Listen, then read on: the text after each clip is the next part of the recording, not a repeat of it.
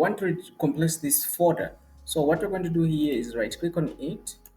So right click on it until you can see this contextual menu and come down here where you'll see WinRAR, and you are going to see the first option which says add to archive. Click on that.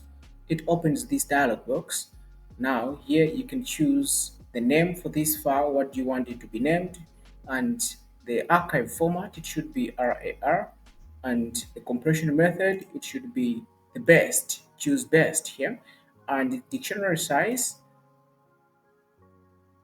come down here and choose 128 MBs, and this leave it the way it is. Yeah, and then come here on the advanced, don't do anything, everything is just fine, even on these other tabs. So come back on the general here and make sure that the create solid archive is the one that you check on, and also the lock archive.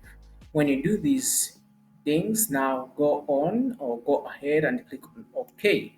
When this starts compressing your folder, it might take a little bit of some time, but you should be patient and wait for it to do its job, because it's trying to resize or make your folder a little bit tiny.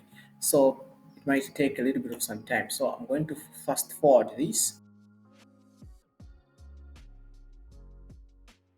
When it's done, you're going to see your compressed folder here. So now we're going to get the original and the compressed file. You can go on and delete this one so you can remain with the compressed one, and you can go on and also check for the properties for this so you can see the size that you get after compressing your folder.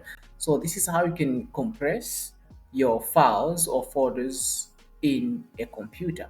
If this video was helpful, please leave a like and subscribe for more videos like this. And also don't forget to share it with people who might be interested in a video like this. Thank you for watching. I'll see you in the next one.